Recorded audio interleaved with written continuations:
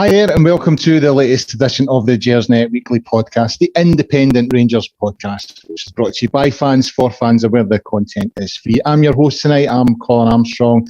It is another edition of the preview show, the Friday night preview show. We're looking at the Dundee Utd game tomorrow at Tannadice, 12:30 kick-off. As I say all the time, guys, it's not just the podcast we have here at Gersnet. We've got the website with lots of stuff on there, forums, articles. There's a history archive on there, and of course we've got the podcast as well. If you like what we do at Gersnet, then please subscribe to the YouTube channel, put the word out there in social media, tell all your friends about us. The podcast is live tonight. It's a Friday night, but it will be available to stream and download on a variety of platforms from tomorrow, including Acast, iTunes, YouTube, Castbox, Stitcher, Spotify, all that kind of a stuff. We've had serious technical issues tonight. Frankie is working away in the background. I think he's put 50 pence in the meter to keep us going. We're about a half hour late, 25 minutes late on air. I can see my guest, Stewart. I'm looking at him right here and now on the Zoom channel, but apparently our adoring public can't see us at this particular moment in time. So apologies if you're tuned in for the visuals. Frankie's working away, as I say, in the background trying to fix it, but I wouldn't hold my breath because it's been one of those nights. So, Stuart, how are you? I mean, other than the absolute disaster that it's been so far, how are you? Have you had a good week? I'm doing extremely well. I think it'd be fantastic if the listeners or viewers could actually see you sitting there oiled up with your Union flag leather posing pouch on. I know. It's a my Ian Paisley poster in the top corner there. Did you see that? It's a sight to behold. I'm gutted. I got my haircut this week specifically for the show. You know what I mean? And I've only got, as I've said for a while, I've only maybe got about 5 haircuts left in me. So I'm a bit disappointed. But maybe Frankie will get us up and running. Who knows? But if not, as I said, we're here on audio, and we'll give as good as we've got on that. So Stuart, I mean, we'll have a wee look at the Malmo game earlier on this week, and then obviously preview the game tomorrow. So straight into Tuesday. A strange night, I felt. I really, I mean, the first half, I thought Rangers looked comfortable for long periods in the game. A bit disjointed, especially in the sort of the final third. But I never saw, I mean, the start of the second half, 2-0 down within a couple of minutes. Never saw that coming at all. And squeaky bum time at one point in the game, I felt. Yeah, I mean, it was almost like you looked away for a minute and Rangers were 2-0 down, having pretty much controlled the game. You know, Malmo had sort of small spells and small periods, but it was nothing too untoward. You thought that Rangers were in control, and as I say, suddenly they're 2-0 down. And the word you used there, disjointed, I think that was entirely what the Rangers' performance was like at times. It looked as if, it was like 2 or 3 passes strung together and suddenly they weren't going anywhere, or going back away, or a misplaced pass. The one thing I did notice from the other night there was, and if you watch the sort of highlights as well, is how poor the delivery was from either flank into the box. How often, if I say delivery into the box, often the ball didn't actually get into the penalty area or into the danger area. It was almost like cut out or, in advance of that. And I think that assisted Malmo in as much as they weren't really, they didn't have to defend for long periods, and they only had a couple of chances, scored a couple of goals. And that goal from Stephen Davis, near the end, could prove invaluable. I'll state already, and as I have done on Twitter this week, I am no fan of away goals not counting double. I'm the same. The irony of ironies, of course, not just in terms of Rangers, but all of a sudden you have Scottish teams scoring away goals, and it doesn't really matter a damn. Yeah. I think that aside, I still think that Rangers had to get a toehold in this tie, and that Davis goal came probably just the right time. And as much as Malmo, if they come to Scotland next week 2-0 up, they would have seen it as a completely different assignment from the one that's probably going to face them now, especially if Ibrox is full. So all in all, I would say unsatisfactory. I could see why Steven Gerrard was, not perplexed, but annoyed at the level of the performance. But I think the annoyance was actually on the pitch as well.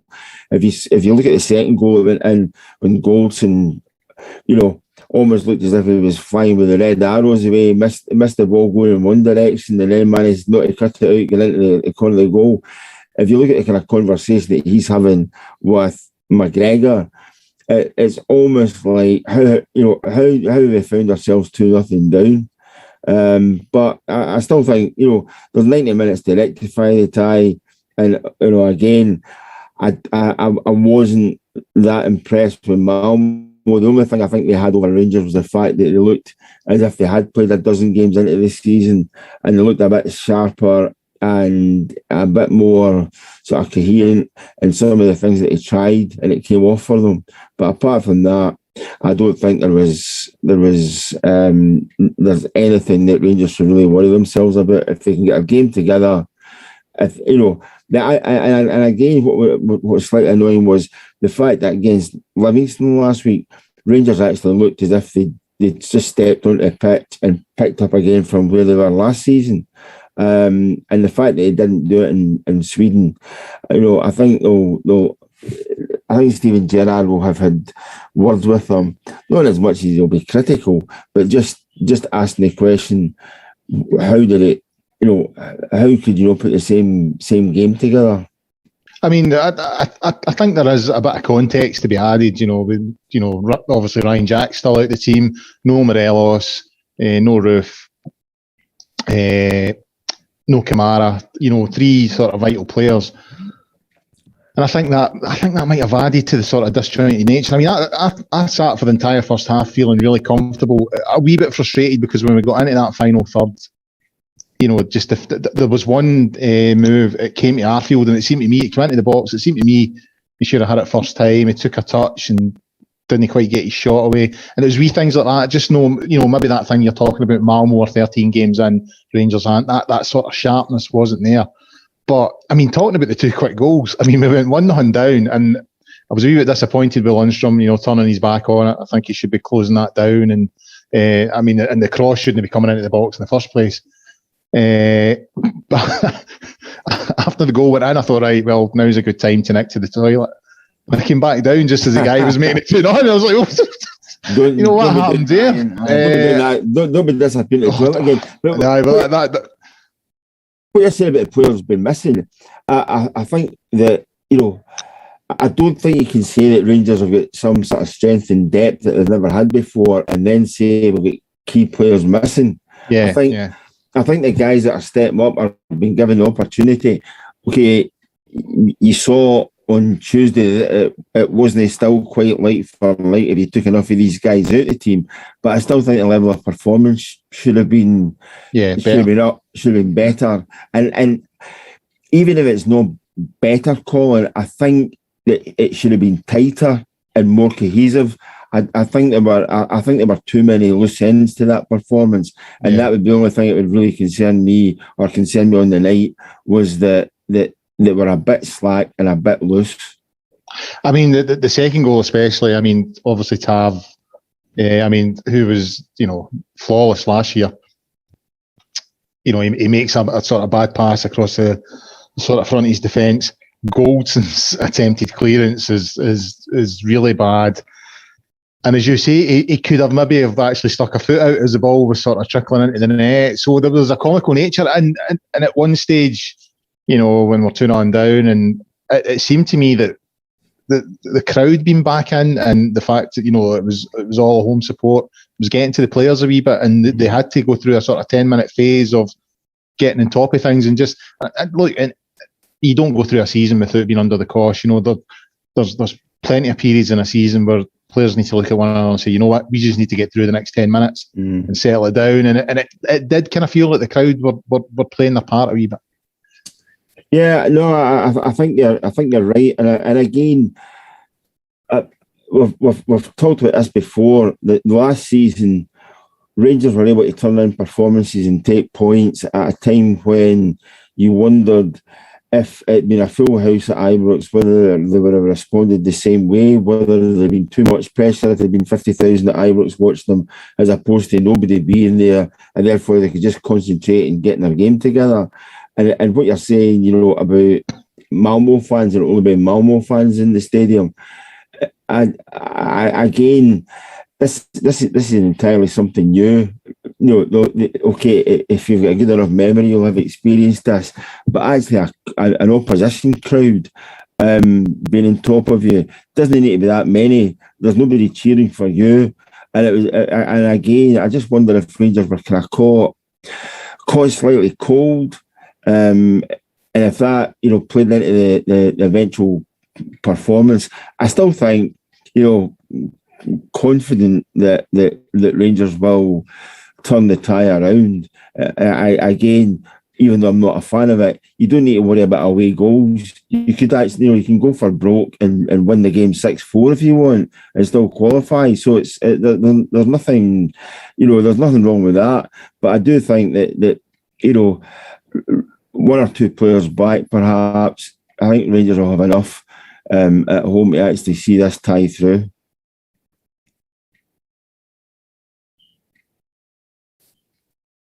When the video's off, as you pointed out, Stuart, the away goals doesn't count, and I think it took a wee split second. When Davis got that goal right at the death, which was brilliant. Because it literally was the last kick of the ball, and there's great footage of one of their defenders. When the ref blows the whistle, as they're all running back to the halfway line, the ref blows the whistle, and the player goes absolutely off his nut. And there's another good image as well of another defender going off his nut. Steven Gerrard was on the field shaking hands, and he just sort of turned around and had a wee sort of smug sort of smile to himself, as if, that's vital. It's the way goal not counting. It took me a few seconds to register that. You're like, oh Christ, we still need to win 2-0 at Ibrox. 1-0's not going to be off, but it's a vital goal. And given that it's been announced that full house on Tuesday, Rangers have already plundered my bank account for the money for Tuesday night and Friday night for the Dunfermline game. So they've not hung about. So a full house behind the team. Steven Gerrard has asked for the fans to really get behind them and make it a sort of special night. You would hope, if Rangers up the performance levels, because I think Alan Hutton made a good comment on the night. You would think that Rangers can't play any worse than that. I think Malmo have shown their hand. I think Rangers have got several gears to go up. They'll have another game tomorrow. We'll get minutes in the legs. They've had another week's training. Hopefully be a bit sharper. Full house, all those things. You would hope it would be enough to get us through. Yeah, I mean, the other thing that was slightly puzzling is as much as the previous seasons under Steven Gerrard, when Rangers have played European ties, they have almost always, I'd say the vast majority of the time, always known or appeared to know what their game plan was and have played the game and dictated the game the way they want to play it. I thought that was the first time in a long time I can remember seeing a Rangers team so, as you mentioned, disjointed and almost unfamiliar with the territory. Whereas in previous seasons, Rangers looked perfectly comfortable playing against European opposition. It never seemed to be too much of an effort. It never seemed to be, giving them too many causes for concern. And I just found it slightly strange that they've started this season as champions, yet looked as if it was a slightly underwhelming performance they put in. I just found that bit kind of slightly puzzling. I'm not sure if anybody out there's got any of their own thoughts on it, but I think all of these ties always come very, very early in the season, and you can't have any complaints. It's where we're at. But I do think, and I expected a far better performance than I think that we witnessed. Yeah. I mean, I think the standard of the opposition goes up when you're in the Champions League, but I think you're right. It was I don't think it was necessarily a bad performance as such. Certainly not in the first half. But the second half, we really lost our way. But hopefully, the goal will be enough, and we'll be a full house at Ibrox on Tuesday. We'll get through to that playoff spot, and who knows, we might still make the group stages yet. Right, Stuart, before we go on and talk about tomorrow's game, I have to highlight our partner football prizes and the latest thing that they're offering. You would normally see this, but as the cameras aren't working tonight, I'm afraid you can't see it. It's a James Tavernier signed framed Rangers montage plus. That's not just that. There's another part of the prize as well. It's this season's home shirt, the 2021-22 home shirt. So a framed and signed James Tavernier sort of photograph montage. I'm looking at it now. The main photo is of him holding the SPL trophy and a couple of other wee bits and bobs around it, plus the home shirt for this season. There are 65 tickets available for this. I don't know how many are left at the moment. Tickets cost £4.95, and the competition ends next Wednesday, the 11th of August, which is my daughter's birthday, as it goes. This Wednesday, 11th August, £4.95. If you want to, if you want a chance to win James Tavernier signed framed Rangers montage plus this season's home shirt. Sorry, right. Sure, on to tomorrow, Tannadice, and again, there'll be a crowd in. There is a feeling that things are sort of coming back to normal in terms of attending games. I was there last week at Ibrox. I was at the Livingston game. It was a wee bit different, because you didn't have, well, I did have my own seat. I didn't really have my own seat, but I sat in my own seat and no one moved me, so it was all good. But, it was a wee bit different from the usual experience, but things are getting back to normal. Steven Gerrard in his press conference today, wee squad update. Hadji's still out after that tackle last week, but Roof's available. Morelos is available, although obviously hasn't changed much. There's been footage of him out and running about the streets of Glasgow. I think he was at Glasgow Airport. Kamara's back in the squad. So overall, it feels an improved sort of picture squad-wise than from Tuesday, and you would feel would be in a stronger position, and he's got a bigger sort of pack to play with tomorrow. Yeah, I think the one guy that they missed. Personally, I think the one guy they missed on Tuesday night was Hadji. I think Hadji gives them an option, and as much as he can control the pace of the game at times when he gets the ball. The difference is when, for instance, when Kent gets the ball, all of a sudden it's going to be helter-skelter and he's just going to attack. And he only knows what two speeds. One's stop and the other one's, go 100 miles an hour. Aye. Whereas I think Hadji's the kind of guy who actually gives a better balance in terms of who he brings in to the game, and also is able to judge the pace of the game a bit better. But again, going back to last Saturday, it only goes to prove, one agricultural tackle and all of a sudden your plans are up in the air. I would imagine that Hadji would have been a key player in Sweden, and all of a sudden Rangers don't have him at their disposal, and it looks like they won't have him again for the Dundee United game. Maybe that's because they're trying to get him fit again for Ibrox to face Malmo, but it was a penalty when he went off, and a handicap when he went off against Livingston. It's turned into a bigger one when they couldn't use him against Malmo, and it just shows you how fickle football is when key players are unavailable simply because somebody decides to take a lump out of you. Yeah, I mean, it was a naughty tackle. When I was at the game, it happened on my side. My seats are in the rear of the Govan stand and Old Money Sandy Jardine stand. If you're using new money, it didn't look that bad at the time, but having rewatched it when I got home, it was a naughty tackle. It really was, and I think it deserved a wee bit more.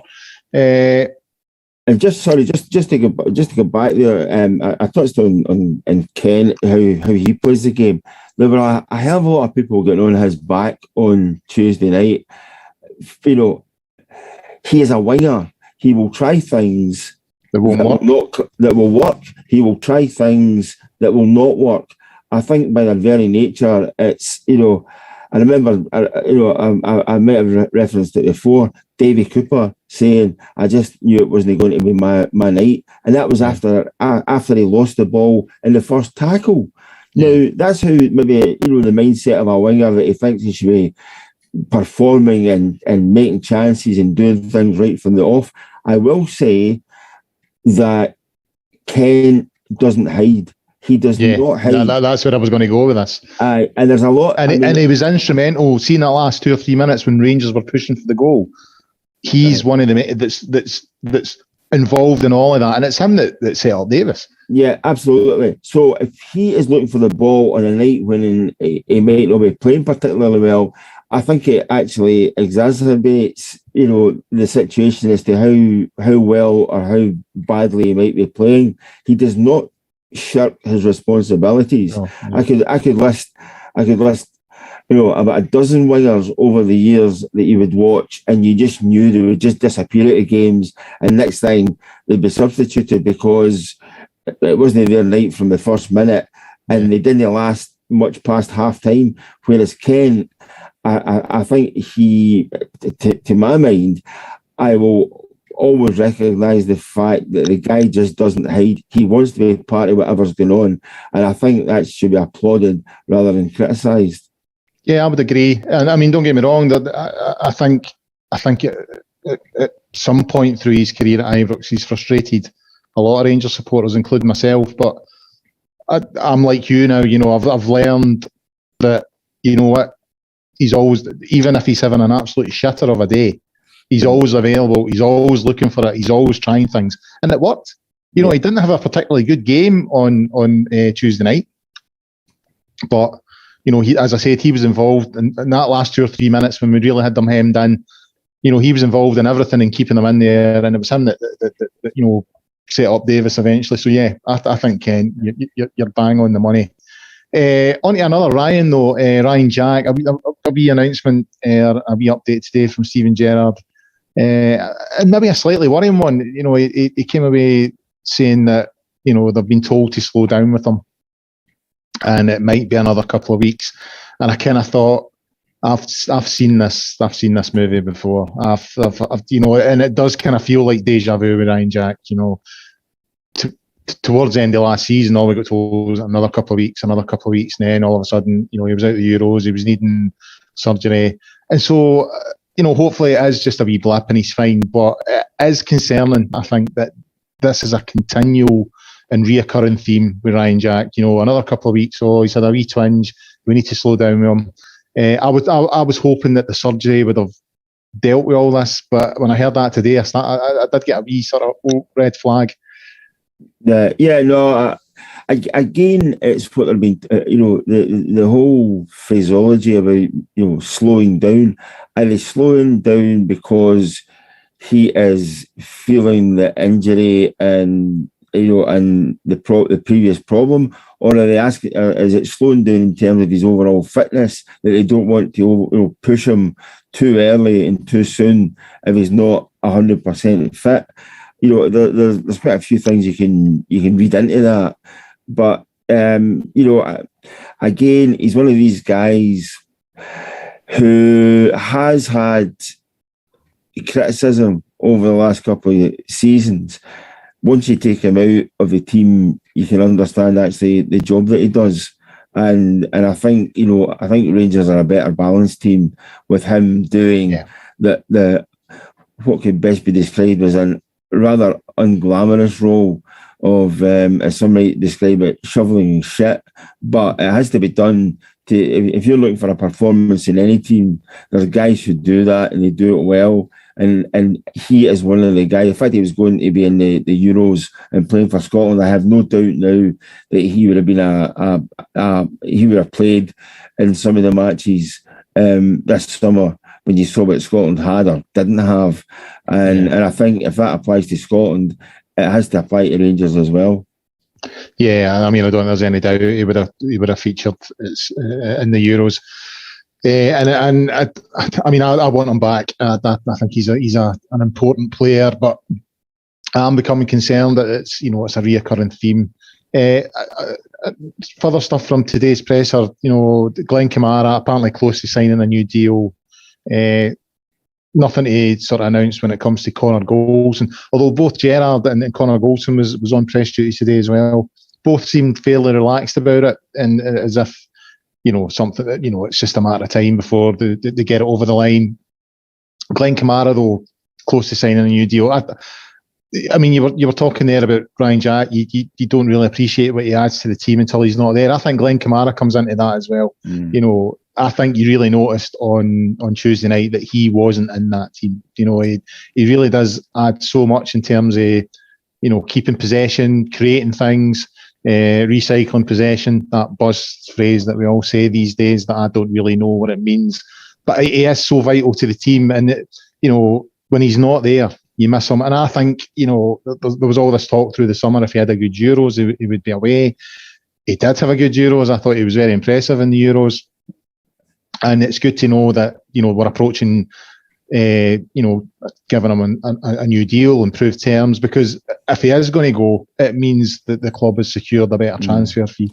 I think a couple of times during the Euros, I'm not saying you had to shake yourself, but it was like... Yeah, well, I did.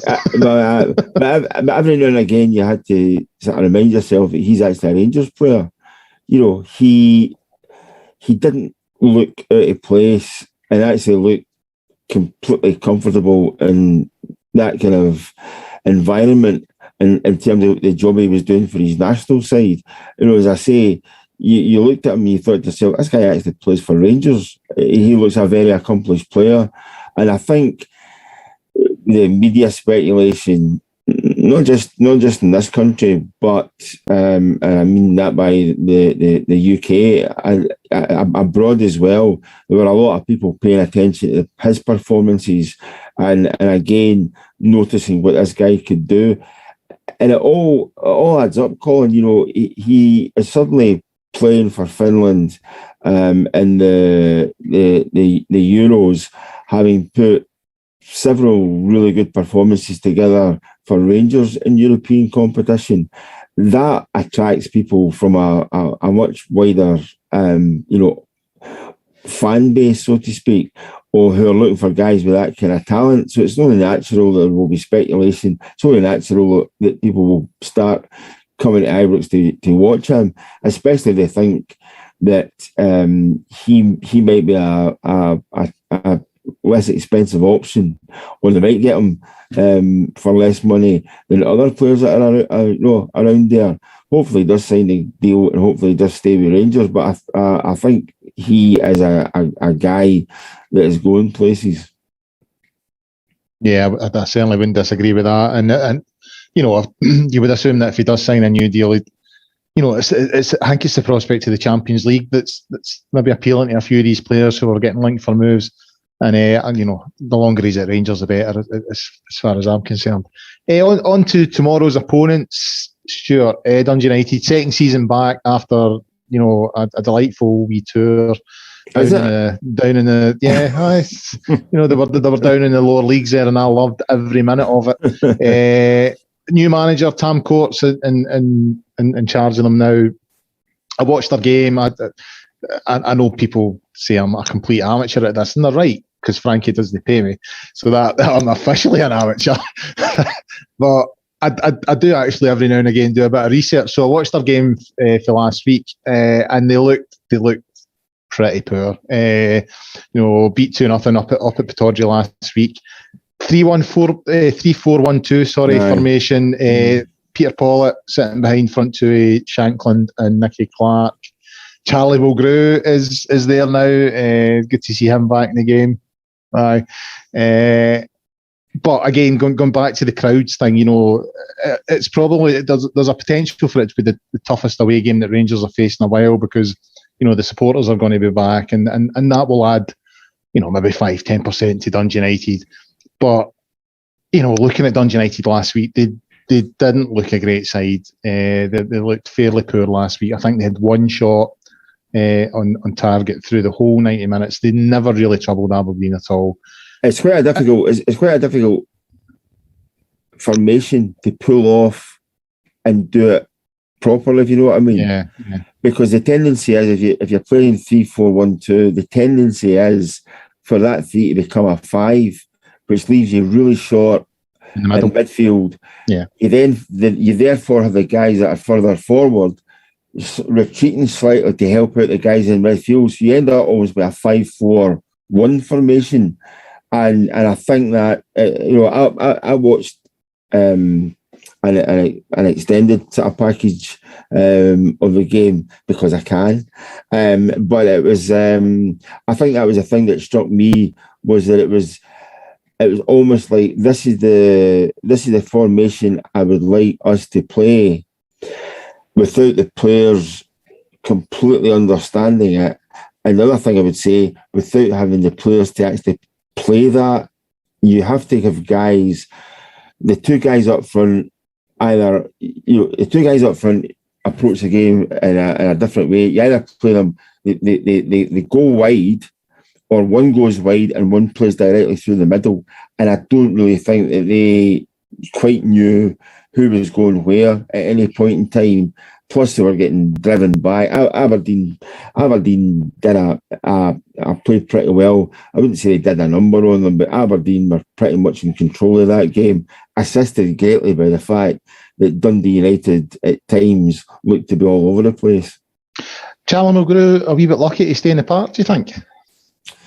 Oh, listen, I think it's the type of tackle in the sort of 80s when I was growing up.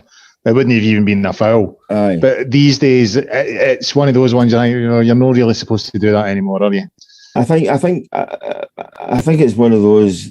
Depending on if it was one of your players, and he had challenged somebody like that, it would have been, that was nothing. Whereas if you're looking at it from the other perspective, it suddenly looks as if it was something that you could have made something out of that. I just think it's, again, these kind of things level themselves up and even themselves out over the course of the season. I don't think it was one that you were suddenly the people were going to be jumping up and down about him not being punished or penalised to a greater extent. But I did look at it and think to myself, in a different context, in a different time during a game, then you might have been looking at a more serious punishment. Yeah, it's one of those ones that a few years ago, I don't think anyone actually looks at that as a foul, but because the game's changed so much, I mean, looking at Rangers' visit tomorrow, I mean, if they put in a performance similar to Tuesday night, then and Dundee United have the fans there, and if they up their performance from last Saturday at Pittodrie, then it could be a tricky game. But if Rangers reach the standards and the heights that we know they can play at, and if Dundee United put in a similar performance, then I would think it's only going to go one way, and hopefully that's the case. I think Steven Gerrard will be more demanding of the players. I think he will basically say, right, that's you. That was your game to get the cobwebs blown off. They were pretty much on the pace against Livingston. I think if you were struggling pre-season, then that was your performance that was maybe lacking. That was what you turned in against Malmo. I want to see something better. I want to see actually looking like a team, one, domestically, who are the champions, and two, you've also got this unbeaten record to try and maintain. Doesn't mean to say you should be frightened and settle for a draw, but I think we'll be looking for definitely looking for a better performance all in. And again, so will Dundee United. Yeah. You're only 180 minutes away from a crisis, and as a new manager, the last thing you want is to lose at home, probably especially to Rangers, because all of a sudden people are looking at you and thinking, are you really up to this job? Because you've lost to Aberdeen, and you've lost to Aberdeen one week, lost to Rangers the next. What's coming in the next 90 minutes? Well, hopefully Tam Courts is feeling a wee bit uncomfortable tomorrow night. And that's all for this preview edition of the Gersnet Weekly Podcast. A big thanks to Stewart for his contribution. Big apologies for the late start and for the fact that you couldn't see our gorgeous mugs on the cameras tonight. No bad thing. I don't know. I'm looking quite good tonight. It's the first time I've made an effort. I'm really disappointed in Frankie for letting me down. Anyway, obviously the game tomorrow night.